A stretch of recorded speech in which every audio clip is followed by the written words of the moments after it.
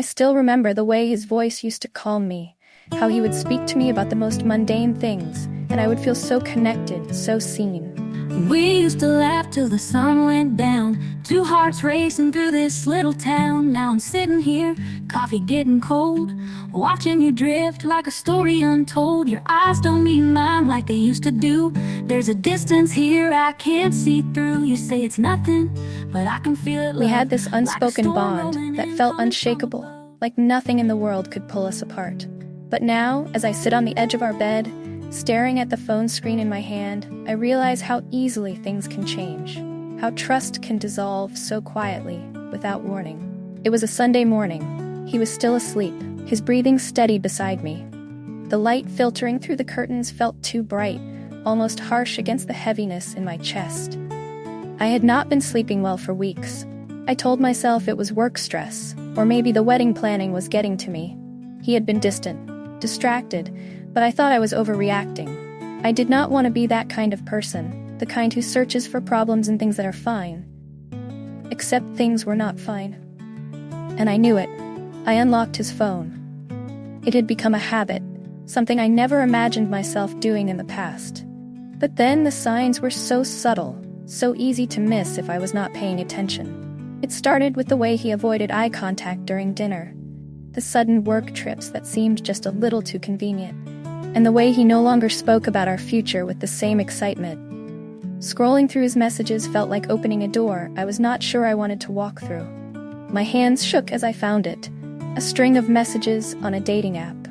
Her name was Claire, and the conversations were explicit.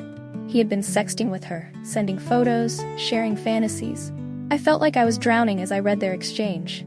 My heart was pounding so loud I thought it might wake him up. It was not just the words, though they were painful enough. The way he told her things he used to tell me, the way he seemed so alive, so passionate with her in a way I had not seen in months. But it was the tone, the eagerness in his responses. It felt like betrayal twice over.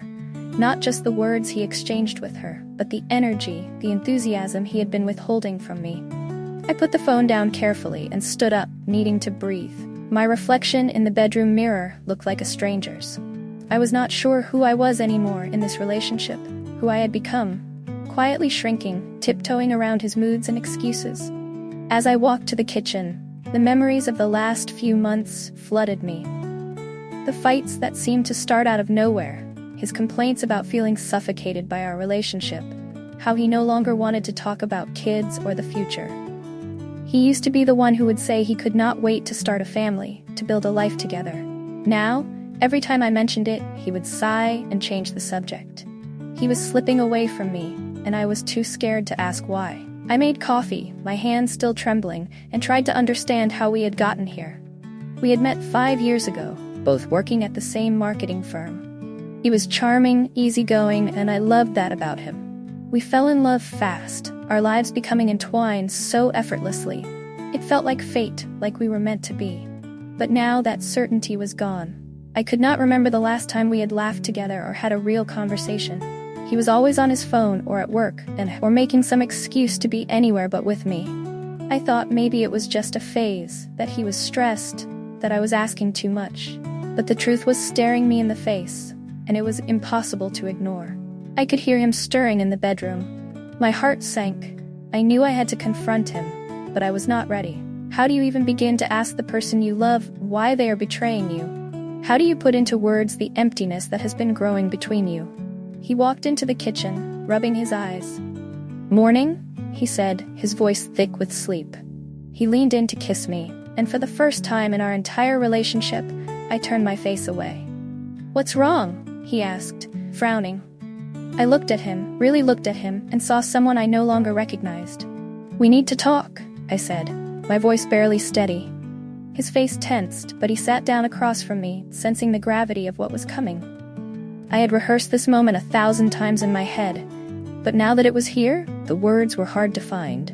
"I know," I whispered, my throat tightening. "Know what?" His voice was low, guarded.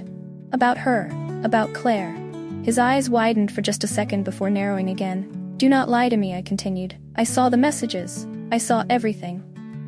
For a moment he said nothing, he just sat there staring at me, and then to my shock he exhaled as if a weight had been lifted from his shoulders. "Okay," he said quietly. "You are right. I had been talking to someone." His admission hit me like a punch to the gut, even though I already knew. Hearing it from his mouth made it real, undeniable. "Why?" I asked, my voice breaking. "Why would you do this?" He ran a hand through his hair, avoiding my gaze. "I do not know. I feel trapped. It is like everything is moving too fast and I am suffocating. I need space, time to figure things out." His words were a slap in the face. Suffocating? This was the man who used to tell me he could not imagine his life without me. Now, I was something he needed space from. "Figure things out?" I repeated bitterly. "By talking to someone else? By betraying me?" He shook his head. "It is not like that. I did not mean to hurt you. I needed an escape." The truth was out now, and it was uglier than I had imagined. He was not just cheating on me with someone else. He was using her to run away from the life we had built together. I stared at him, feeling the weight of everything. The years we had spent together, the memories we had made, the future I thought we were going to have. It was all slipping away, and I was powerless to stop it.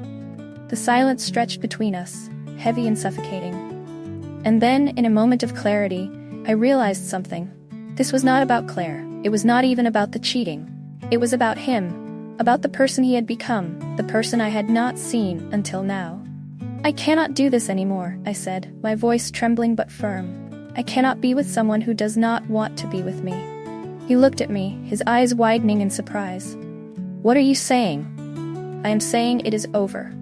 The words felt like they were tearing me apart, but at the same time, they brought a strange sense of relief. I had been holding on to something that no longer existed, clinging to a version of him that was gone.